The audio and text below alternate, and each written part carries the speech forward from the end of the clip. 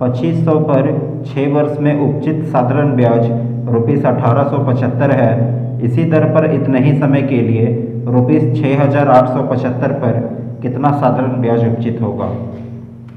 देखिए इस क्वेश्चन में प्रिंसिपल है 2500,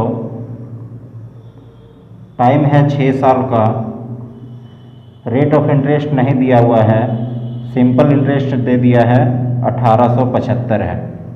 ठीक है, उसके बाद इस क्वेश्चन में बोल रहा कि इतने ही समय पर इसी दर से 6875 का साधारण ब्याज कितना होगा।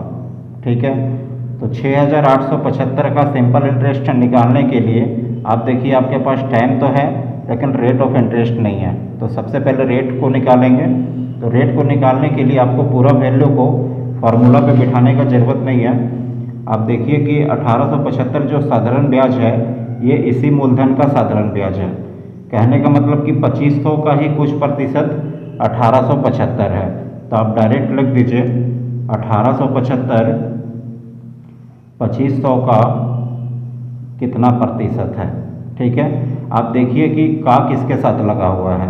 1875 2500 का कितना प्रतिशत है, का 2500 के साथ लगा हुआ है तो का हमेशा बट्टा में रहता है। ठीक है, 2 जीरो से 2 जीरो काट देंगे, 25 सत 175, 25 पचे 125, 75% आ गया रेट ऑफ इंटरेस्ट। ये कब का आया, पूरा 6 साल का आया। अभी 1 साल का निकालेंगे तो बट्टा में 6 करेंगे तो 1 साल का निकल जाएगा, उसका ज़रूरत नहीं है क्योंकि अब जो प्रिंसिपल बोल रहा 6875 उसमें ये बोला जा रहा कि 6875 का 6 साल में साधारण ब्याज कितना होगा। तो 6 साल का रेट ऑफ इंटरेस्ट कितना आ गया 75%। आप डायरेक्ट 6875 का 75% निकाल दीजिए, आपका आंसर आ जाएगा। तो 75% निकालेंगे, 25 तिया 75, 25 चौक 100, यहाँ पे मल्टीप्लाई करेंगे तो 5 तिया 15 का 5, हासिल लगा 1, 7 तिया 21 और 1, 22 का 2, हासिल लगा 2, 8 तिया 24 और 2, 26 का 6, हासिल लगा 2, 6 तिया 18 और 2 20, बट्टा में 4 है, काट देंगे तो 5 बार में, 1 बार में, फिर 5 बार में, फिर 6 बार में, फिर पॉइंट 2 बार में और 5 बार में। 5156.25 आपका आंसर आ गया। कितने समय में 3% वार्षिक दर से ₹8000 का साधारण ब्याज उतना ही होगा जितना कि 4% वार्षिक दर से ₹6000 का साधारण ब्याज 5 वर्ष में होगा। इस क्वेश्चन में फॉर्मूला लगता है PRT/100 बराबर PRT/100। तो बनाते हैं, तो कितने समय में, तो T समय में 3% वार्षिक दर से, प्रतिशत हटेगा तो बट्टा में 100 आएगा। 8000 का साधारण ब्याज उतना ही होगा जितना कि 4% वार्षिक दर से 6000 का साधारण ब्याज 5 वर्ष में होगा। बस इसको सॉल्व कर देंगे, टी का वैल्यू पता चल जाएगा।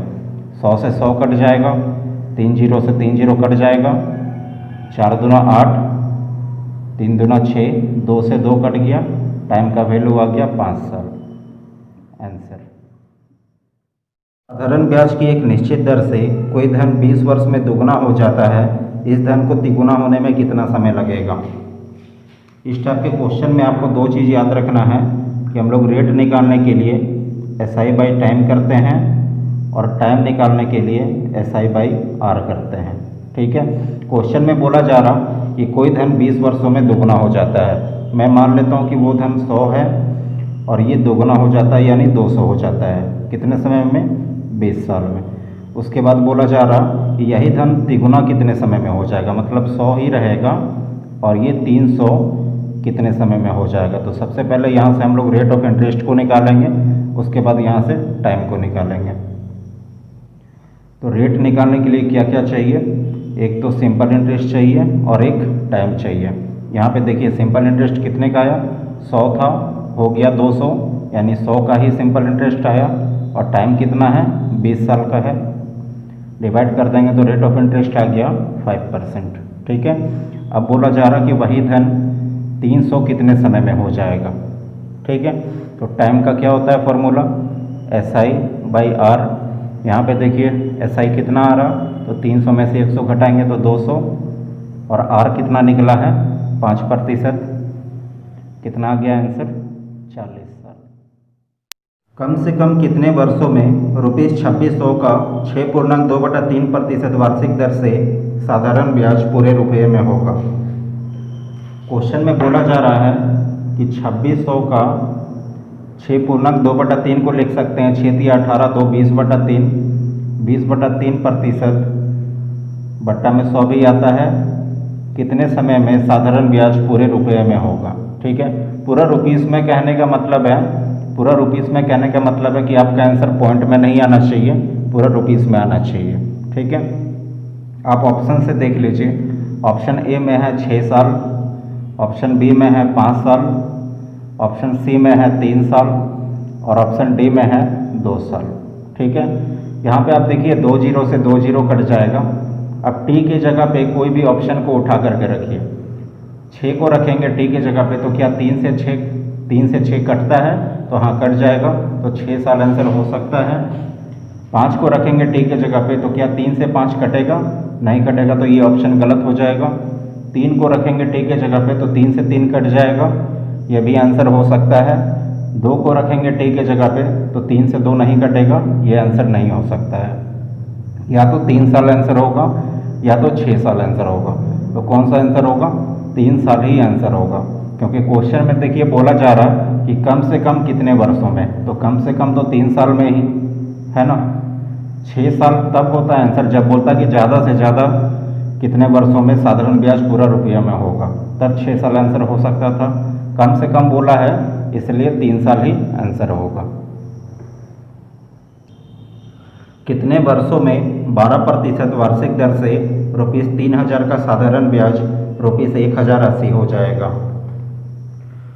प्रिंसिपल देखिए कितना है, 3000 है, रेट ऑफ इंटरेस्ट है 12% और टाइम निकालना है, और बोला जा रहा है कि इसका साधारण ब्याज 1080 है। बस इसको सॉल्व कर देंगे, टाइम का वैल्यू पता चल जाएगा। ठीक है, देखिए 2 जीरो से 2 जीरो कट जाएगा, 12 9 108 होता है, 1 जीरो और आएगा, 30 से 90 कट जाएगा 3 बार में, यानी टाइम का वैल्यू कितना हो गया? 3 साल आंसर। कोई धनराशि साधारण ब्याज की किसी दर से 8 वर्ष में ₹2900 तथा 10 वर्ष में ₹3000 हो जाती है, ब्याज की वार्षिक दर कितनी है? क्वेश्चन में बोला जा रहा है कि 8 साल में 2900 हो जाता है और 10 साल में 3000 हो जाता है, तो ब्याज का वार्षिक दर निकालना है। इस टाइप के क्वेश्चन में दर को निकालने के लिए आपको एक फॉर्मूला लगाना है, 1 ईयर का SI बट्टा में P का 1%, मतलब प्रिंसिपल का 1%। ठीक है, 8 साल में 2900 हो जाता है तो ये अमाउंट है और ये भी अमाउंट है, यानी मिश्रधन है। अभी हम लोग डिफरेंस लेंगे तो 8 साल और 10 साल का डिफरेंस 2 साल, 2900 और 3000 का डिफरेंस 100, ये निकल करके आ गया सिंपल इंटरेस्ट। 2 साल का सिंपल इंटरेस्ट कितना आया? 100। लाना कितना साल का है? 1 साल का लाना है, तो 1 साल का सिंपल इंटरेस्ट कितना हो जाएगा? 50। ठीक है, अब देखिए 1 साल का सिंपल इंटरेस्ट निकल के आ गया। अब प्रिंसिपल का 1% चाहिए तो प्रिंसिपल को फाइंड करना पड़ेगा सबसे पहले। तो प्रिंसिपल को फाइंड आप 8 साल से भी कर सकते हैं और 10 साल से भी कर सकते हैं। तो पहले 8 साल से करते हैं। 1 साल का SI कितना निकला? 50। तो 8 साल का SI कितना हो जाएगा? तो 8 गुना 50 400 हो जाएगा। अब हम लोग अमाउंट में से सिंपल इंटरेस्ट को माइनस करते हैं तो हम लोगों को प्रिंसिपल मिलता है, मतलब मिश्रधन में से साधारण ब्याज को माइनस करेंगे तो हम लोगों को मूलधन मिलेगा। मिश्रधन कितना है 8 साल का? 2900, और 8 साल का साधारण ब्याज कितना है? 400। 2900 में से 400 घटाएंगे तो प्रिंसिपल कितना मिल जाएगा? 2500। ठीक है, या फिर आप 10 साल से भी निकाल सकते हैं। 1 साल का SI 50 है तो 10 साल का SI कितना हो जाएगा? 500 हो जाएगा, और 3000 में से 500 घटाएंगे तो 2500 ही आएगा। अब दर को निकालते हैं। 1 साल का SI कितना निकला? 50। P का 1%, प्रिंसिपल कितना निकला? 2500। 2500 का 1% कितना होता है? 25 ही होता है।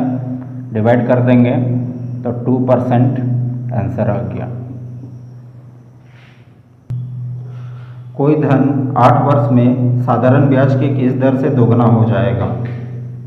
बहुत ही आसान सा क्वेश्चन है, 100 मान लेते हैं उस धन को।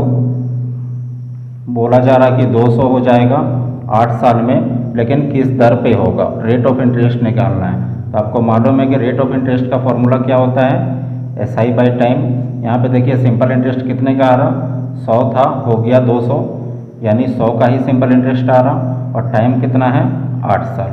डिवाइड कर देंगे तो 12.5% आपका आंसर आ गया। 5% वार्षिक दर से 3 महीने के लिए निवेश किए गए कितने मूलधन पर साधारण ब्याज ₹25 होगा। 5% वार्षिक दर से प्रतिशत हटेगा तो बट्टा में 100 आएगा। 3 महीने के लिए निवेश किए गए, ये महीना में है तो बट्टा में 12 करेंगे साल में कन्वर्ट करने के लिए। कितने मूलधन पर साधारण ब्याज 25 होगा।